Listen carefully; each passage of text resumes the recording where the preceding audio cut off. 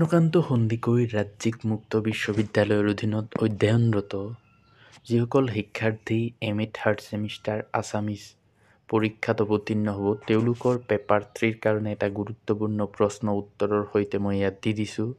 আপোনালোকে চাব পাৰে, পৰীক্ষাত আহিব পাৰে, যিহেতু এই প্ৰশ্নটো 2022তো আহিছিলে। তো এইটো প্ৰশ্ন নাহিলেও ইয়াৰ ভিতৰৰ পৰা প্ৰশ্ন আহিব পাৰে, সেইকাৰণে ভালকৈ চাব আৰু কথাখিনি আয়ত্ত কৰিবলৈ চেষ্টা কৰিব। মুখস্থ নহয় যে একজেক্ট এনেকুৱাই লিখিব, তেনেকুৱা নহয়। তো বলক ভিডিঅ'টো আৰম্ভ কৰোঁ। তো এইটো প্ৰশ্নটো আছিল, ৰোমান্টিক কবি হিচাপে উইলিয়াম ব্লেকৰ মূল্যায়ন আগবঢ়াওক। তো উত্তৰটো এনেকুৱা হ'ব, 18শ শতিকাৰ শেষৰ পিনে আৰম্ভ হোৱা ৰোমান্টিক আন্দোলনৰ প্ৰথমতেই আমি ল'ব লাগিব উইলিয়াম ব্লেকৰ। এইটো ব্ৰেক লিখিছে, ব্লেকৰ হ'ব। ইংৰাজী সাহিত্যৰ ইতিহাসত ব্লেকক প্ৰথম আৰু অন্যতম শ্ৰেষ্ঠ ৰোমান্টিক কবি হিচাপে গণ্য কৰা হয়। অৱশ্য ব্লেকৰ জীৱনৰ মূল সাধনা এজন শিল্পী হিচাপেহে ক'ব পাৰি যে কবিৰ সাহিত্যিক কৃতিত্বৰ আঁৰত খোদাই চিত্ৰশিল্পী ব্লেকৰ অবিৰত সাধনাৰ ভূমিকা আছিল প্ৰতুল।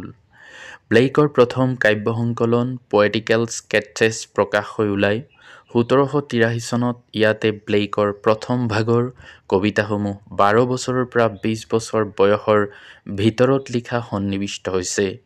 1787 চনত তেওঁ এক অসম্পূৰ্ণ গদ্য ৰচনা এন আইলেণ্ড ইন দ্য মুন লিখি উলিয়ায়। ছপা কৰি উলিয়াব পৰা অন্য দুখন গদ্য ৰচনা there is no' natural religion and there is no' natural religion আৰু অল ৰিলিজিয়ন ইজ ওৱান। উক্ত ৰচনা দুখনত কবিৰ পৰৱৰ্তী সময়ৰ চিন্তা চেতনা ইংগিত দেখিবলৈ পোৱা যায়। উদাহৰণস্বৰূপে মানৱীয় কল্পনা শক্তিৰ সম্ভাৱনা বাৰ্তাবাহী ব্লেকে লক প্ৰভৃতিয়ে পোষকতা কৰা আৰু 18শ শতিকাত অত্যন্ত প্ৰভাৱশালী হৈ পৰা যুক্তিবাদী বস্তুবাদী চিন্তাৰ বিৰুদ্ধে বিদ্ৰোহ ঘোষণা কৰি কল্পনা প্ৰাধান্য প্ৰতিষ্ঠা কৰে উক্ত ৰচনা দুখনতেই।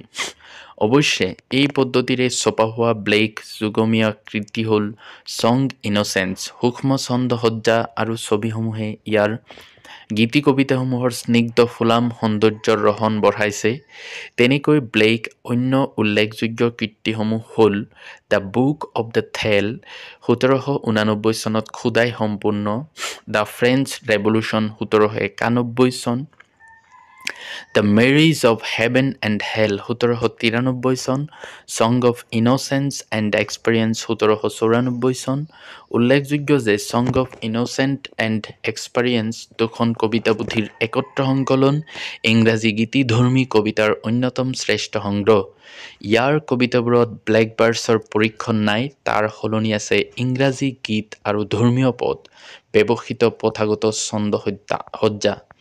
ইয়াত পৌৰাণিক চৰিত্ৰ অনুপস্থিত। কবিতাখিনিত মানৱাত্মাৰ দুই বিপৰীত দিশ দেখুওৱা হৈছে বুলি কবিয়ে নিজেই উল্লেখ কৰিছে। উক্ত কবিতাবোৰত একোটা সৰল গীতৰ গাঁথনিৰ মাজেৰে প্ৰকাশ পোৱা ভাৱ চিন্তাৰ আবেদনো প্ৰত্যক্ষ আৰু তাৎক্ষণিক। কবিতাবোৰত কবিৰ সামগ্ৰিক দৃষ্টি ফুটি উঠিছে। প্ৰথম চোৱাৰ কবিতাখিনি যদি নিষ্পাপ মানৱীয় অৱস্থাৰ কল্পিত ৰূপ, পিছৰচোৱা কবিতাত অৰ্থাৎ ছং অৱ এক্সপেৰিয়েন্সৰ থলটোত এই নিষ্পাপতা জীৱন যাত্ৰাৰ পদাঘাতত বিপৰ্যস্ত, কলুষিত। ব্লেকৰ বাবে সৃষ্টিশীল কল্পনাৰ সক্ৰিয় জগতখন হ'ল মূল বাস্তৱ। প্ৰাত্যহিক বাস্তৱৰ অভিজ্ঞতাবাদী দৰ্শনৰ কবলত পৰি মানুহে অন্তৰ্জগতৰ এই সৃষ্টিশীল সম্ভাৱনা আৰু শান্তি হেৰুৱাই পেলায়। অসততা, ভণ্ডামি, স্বাৰ্থপৰতাই মনৰ নিষ্পাপ অৱস্থা দূৰ কৰে। ৱৰ্ডছৱৰ্থ, কলৰিজ, লেম্ব, হেজলিট প্ৰভৃতি ৰোমান্টিক লেখকক ব্লেকৰ কবিতা গভীৰভাৱে আকৰ্ষণ কৰিছিল। তথাপি ব্লেকৰ সমসাময়িক প্ৰভাৱ আছিল নগণ্য। বিংশ শতিকাত ডব্লিউ এটছ, এলেন গিন্সবাৰ্গ আদি কবি ব্লেকৰ দ্বাৰা গভীৰভাৱে প্ৰভাৱিত হৈছে। মন কৰিবলগীয়া কথাটো হ'ল মূলতঃ কবিতাবোৰৰ গীতিধৰ্মিতা আৰু ছন্দসজ্জাৰ কাৰণেই বেঞ্জামিন ব্ৰিটেন, এলেন গিন্সবাৰ্গ, মাইক ৱেষ্টব্ৰুক, উইলিয়াম অলকম ইত্যাদিৰ সংগীতৰ ওপৰত ব্লেকৰ প্ৰভাৱ সবাতোকৈ উল্লেখযোগ্য। তো এইটোৱে আছিলে এই প্ৰশ্নটোৰ উত্তৰ। তো এনেকুৱা প্ৰশ্নৰ উত্তৰ আৰু পাই থাকিবলৈ মোৰ চেনেলটো ছাবস্ক্ৰাইব কৰি থ'ব আৰু মই দৰকাৰী প্ৰশ্নৰ উত্তৰবিলাক এনেকেই দি থাকিম। Thank U.